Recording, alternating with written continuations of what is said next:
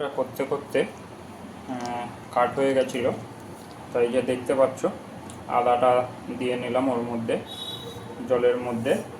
আর যাতে ডাইজেস্টিংটাও একটু ঠিকঠাক থাকে তাই ওর মধ্যে 5টা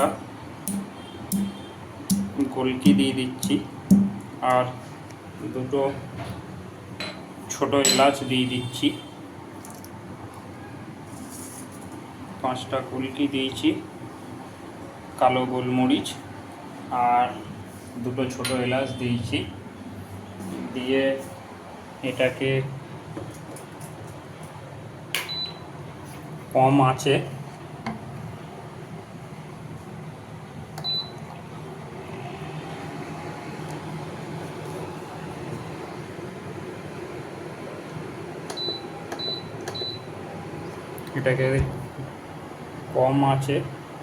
এটাকে ফোটাবো,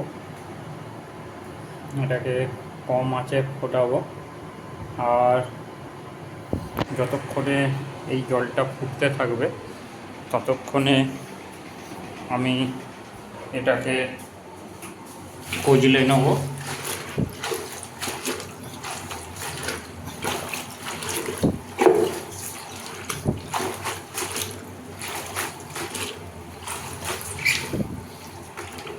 এটাকে সেকেন্ড টাইম আরেকবার ধুয়ে নিলাম ভালো করে কজলে, যে যদি অল্প কিছুটা ময়লা থেকেও থাকে যাতে বেরিয়ে যায়। এবার নতুন করে জলটা নিয়ে নিচ্ছি,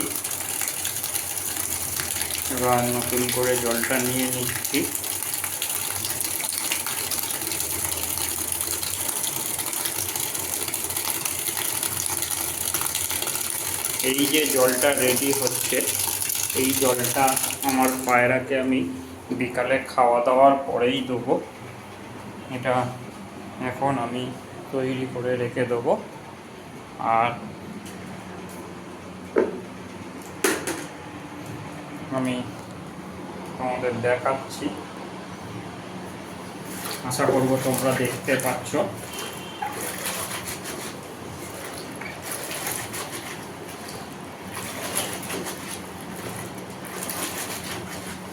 যেহেতু অনেক পাতা, এটা এতে দিলাম না,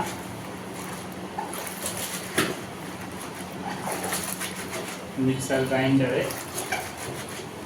কারণ হচ্ছে এত পাতা মিক্সার গ্রাইন্ডারে দিলে অসুবিধা হতে পারে। দেখতে পাচ্ছ জলটা আস্তে আস্তে কেমন সবুজ হয়ে যাচ্ছে।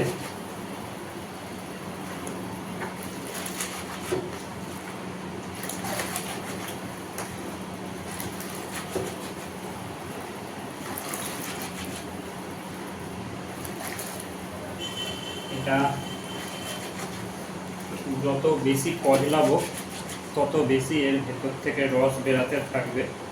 আমার যতটা পরিমাণে লাগা দরকার তার থেকে অনেকটা বেশি পরিমাণে পাতা নিয়ে এনে রাখা রয়েছে।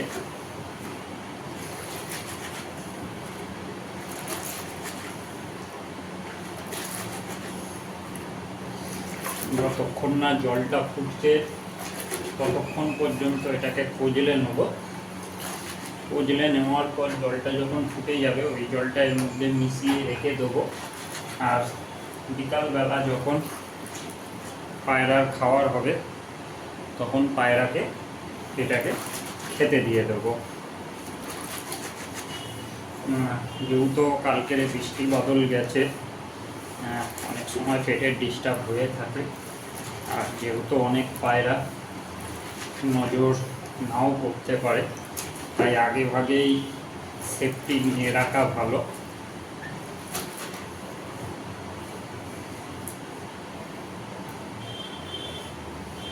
যাতে কোনো রকম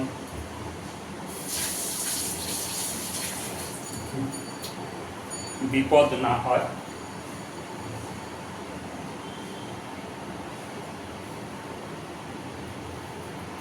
ওইদিকে জলও ফুটে উঠেছে, আর দেখতে পাচ্ছ জল কীরকম সবুজ হয়ে পুরো কালো হয়ে গেছে। আশা করব বুঝতে পারছো তোমরা। আর জলও ফুটে গেছে, খুব ভালোভাবে জলটা ফুটে গেছে। তা আরও কিছুক্ষণ জলটা ফুটতে দেবো। এই জলটা ফুটে যাওয়ার পর আমি এই জলটা পায়রাকে দেব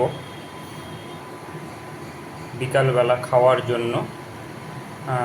সেটা আরেকটা ছোট করে ক্লিপিংস করব, কারণ হচ্ছে যেহেতু এখনও 3-4 ঘন্টা বাকি আছে আমার পায়রা খাওয়ার, তাই এখন ওই ভিডিওটা তোমাদের আমি দেখাতে পারবো না পায়রার খাওয়ার। এখন জলটা যে রেডি করলাম, বানিয়ে রাখলাম, সেই ভিডিওটা তোমাদের সঙ্গে শেয়ার করছি। আর বিকালবেলা যখন খেতে দেবো জলটা, তখন তোমাদের আরেকবার ভিডিওটা দেখাবো। তা দেখো বন্ধুরা, জলটা